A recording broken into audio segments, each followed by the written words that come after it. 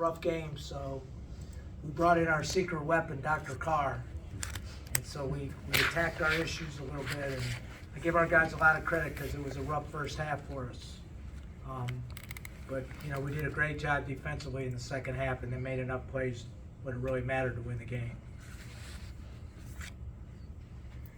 Coach, can you walk us through what you saw when the guy stepped onto the court and then the pause happened to get him off of the court? I really didn't see it. That's how crazy it is. I just saw the video after the game. Our guys were dying laughing in there, you know, so guy had a job to do. He did his job well. Coach, throughout the non-conference, you guys won a lot of games on your offense.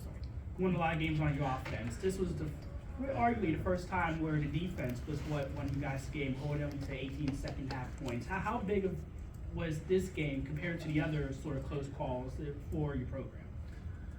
I thought we played pretty good defense against Fordham until the last 4 minutes. You know, so I feel like when I look at our numbers, like, you know, our kill totals, our near kills, I feel like we're getting better defensively.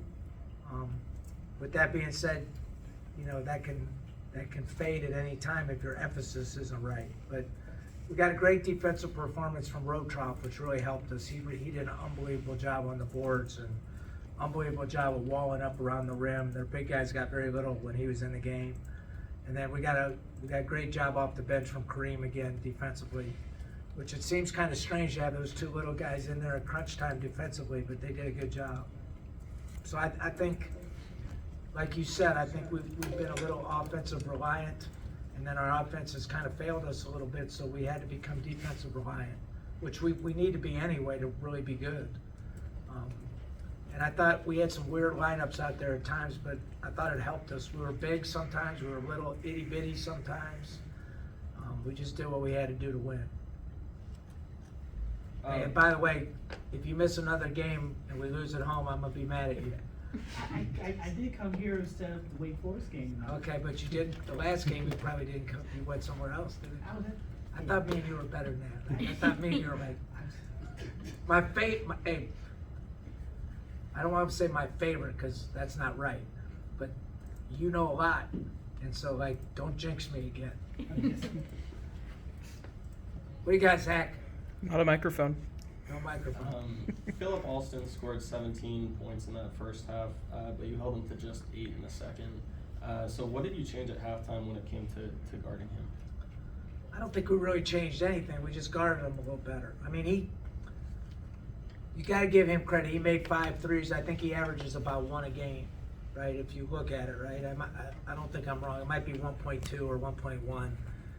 So we weren't really too concerned about the 3 ball as much as keeping them off the boards, keeping them off the low box, keeping them from driving to the rim, which we didn't do a great job of that either.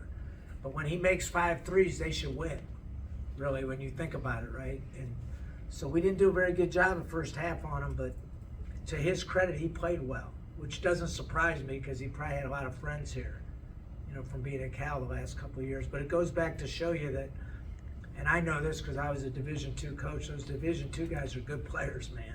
There were 2 good Division II players out there today. So people don't understand how good of players those guys are. He's a good player. Coach, Austin mentioned to us that the halftime focus was on just playing better, more complete offensively.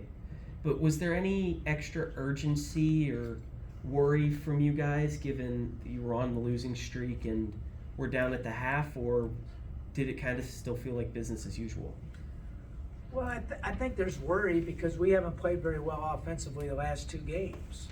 You know, so obviously you're worried, you're a little tight. I just try to just tell them to relax and just shoot it in. Like, we missed 1 million balls around the rim, and then we missed open threes. You know, we took some bad shots. So at some point you just have to relax. You know, you press and you don't play very well. But the key to the game was the first 4 minutes of the second half. Had it gone the other direction, we lose. But because we held them, I think they didn't score the first 4 minutes, right? First 6. First 6.5. Yeah, so my point is had the game gone from, what was it, 8 at halftime to 12 or 14, then that's an issue. But instead, we hit the 3 immediately, so we're right in it. And so that changed kind of the mental flow of the game. Keith, before the season, you asked Austin to step up more as a leader, and it's something he's embraced. You mentioned his defense, but he's also setting screens and finding cuts, and he's pressuring out of double teams and finding open shooters. Just how much does a performance like this meet the expectation, but also keep him moving and keep this team moving? Look, there's no better person in the world than Austin Rotroff. I know that sounds cliche-ish or whatever, but he's an unreal human being. And, you know, everybody in the locker room loves him, regardless of whether they play the same position or they freshman, sophomore, old. He's a guy that's hard not to like. So when he plays well, you feel good about it. You know, because guys like him deserve to play well. They come to work every day. They put their work in. They're great teammates. I can't say enough good things about them. Like if he doesn't exemplify what a top flight student athlete is, then I can't think of anybody that could be better than him. Coach, this was the first matchup against Loya and Drew Valentine, and this Saturday you'll go up against Frank Martin and UMass. Curious about your thoughts on the A-10 as a whole. Archie Miller and Rhode Island beat Dayton tonight, and you have LaSalle and other teams, the first-year head coaches, George Washington, experienced success. Is this the deepest the conference has been when it comes to depth of coaching that you've been part of? So, you know, when you judge coaches, it's difficult, right? So, first off, Frank Martin's a good friend of mine, so obviously he's a good coach. We played him probably 3 times when he was at South Carolina when I was at Akron. And I know Archie well, obviously. Drew, you know, is in his 2nd year as a head coach. I've known Drew for a long time because, you know, the twins are from Lansing, so we know each other. So judging coaches is hard, you know, because there's some little D3 guy or some D2 guy that nobody knows about, and he's not going to get the respect that the high major guy gets, you know, because his name isn't, or he didn't coach with Rick Pitino, or he didn't coach with, you know, at UCLA as an assistant. But that doesn't mean there isn't some D3 coaches or high school coaches that aren't better than us. I come from like a high school, small college background. So, you know, so it's an interesting question that you ask. I think there's a lot of good coaches in this league, and I think there's always been a lot of good coaches in this league, and there will always be a lot of good coaches in this league because it's an unbelievable league. So we may not have the high-end multiple bids this year, but the bottom got better, right? And the middle got better, and the top may just had a hit this year. But this league it's just like playing in the Big Ten. There's a lot of good teams in the Big Ten that are 500, right? There's teams in the Big Ten that can go 500 and make deep runs in the NCAA tournament. I mean, I think we all agree on that.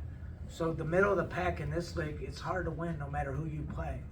So we played Loyola, we played St. Joe's, we played Rhode Island, we played Dayton, VCU. We probably smacked VCU better than any of the other teams we played, and I figured that out. So everybody thinks VCU's this, that, and the other, which they are, but a lot of it is how you match up with people. You know, and I haven't noticed much difference between any of them. Obviously Dayton, you know, but they're going through some things now too. I think they have integration issues, right? Because they played so long the other way, now they're playing it another way. So to answer your question, there's a lot of great coaches in the country, but there's a lot of great coaches in this league. Like if you ask people on the West Coast if they know who Bob McKillop was, they wouldn't know, a lot of them, right? But he's probably one of the greatest coaches that I've ever coached against. So it just goes to show you, like, we really don't know who the great coaches are. The guys that generally win have the best players. I mean, and that's really more about coaching than coaching is. It's managing great players. The guys that have the best players that can manage them are the best coaches. Anything else?